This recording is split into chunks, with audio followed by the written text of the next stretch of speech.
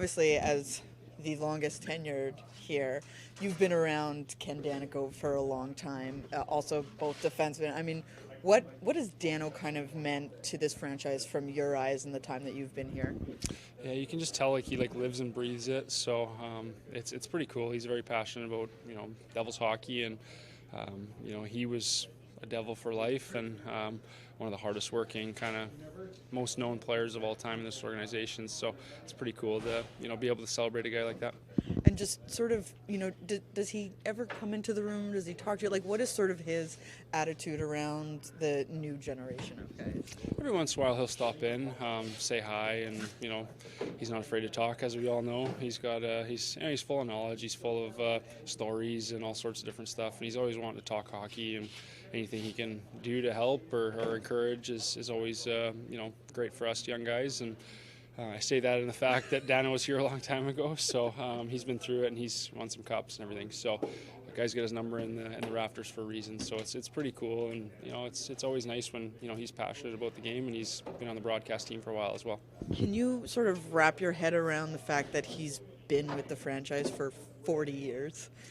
It's pretty impressive, to be honest. I mean, that's just all he knows, probably, right? It's just one of those things where he came out of junior. We grew up in similar kind of paths, just smaller towns in Western Canada. So, and he just kind of became a full-on New Jersey guy. And 40 years is a long time for anybody. I mean, I haven't even been on this earth for 40 years, not even close. So, it's pretty impressive to, I guess, have that recognition, and it's just another stat. He's going to be here for hopefully another 40, so it's very impressive, and all the credit goes to him for the work he put in as a player, and now as a broadcaster, just being able to be passionate about what he does.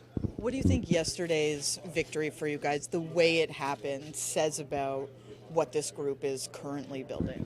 Yeah, we're just trying to win games like that, and not every game is going to be a high-scoring game or an easy game, or no, there's no real easy game in this league. Pucks might go in or pucks might not, but last night was one of those games that we got saves when we needed to, we got defensive plays when we needed to, our power play got a goal when we needed it to, and we took a lot of penalties. We were able to kill those off, so things went right for us, but we worked at the right way, and ultimately got rewarded for putting that work in, and we thought we were the better team last night, and we fortunately were able to win. Obviously, one of those things that we always hear is you don't want to get too high, you don't want to get too low. But I'm wondering, when it comes to coming off a win like that, where everyone's really excited, you guys feel really good, is it harder to come off a win and sort of get back to that even than it is a loss, just given the fact that you want to look ahead? Do you know what I mean by that? Yeah, in a sense, for sure. It's, we played the Stanley Cup champion, the reigning Stanley Cup champs, so you go into that game, you're excited. They got a target on their back, and they know that every game they're going to go into, they're going to get the other team's best, and they're still a great team. It's not like they won the cup and they're not going to be good anymore. They're looking to repeat. So it's the regular season right now, but you want to use it as a benchmark for your own team, and I thought we did a good job of that. So we got a game tomorrow and then a week road trip to Western Canada. So we got to continue to build up what we did there, and you don't want to take steps back. Perfect. Thanks, Evie. Thank you. I like that. Brendan, one of the things that we often hear is don't get too high, don't get too low. But is it sometimes when you have a big high, like you guys did yesterday, is it almost harder to get back to that, medium point versus after a loss? I think that's like a maturity thing. Yeah. I think you try to preach even keel, and I think the biggest thing is after a good win like it was, if you come out and stink it up the next game, what's the point, right? Yeah. So you want to keep building on those performances, and it becomes a test to ourselves to keep moving us in the right direction. And I know we've been cliche with trying to get better every day and being hard to play against, but if you take those games off after being inconsistent, that's the opposite of what we're trying to accomplish here. So I think for us is that we just, as a pro, you want to be consistent and keep this running in the right direction. And so next game's a big one for us, and it'll be definitely a test in the room. And like I said, I think these guys are a year older and a year mature, and for us older guys, just to be more vocal about how important the next game is.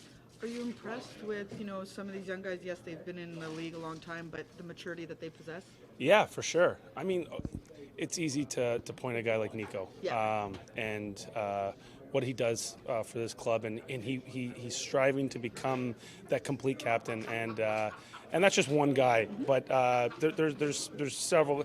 I mean, Johnny's a young guy, and all these guys that in this room, Bass, all these guys are young, because I remember being that guy, and they're very mature, and I think that's why we're excited about the club that we have, and we just want to keep pushing in the right direction.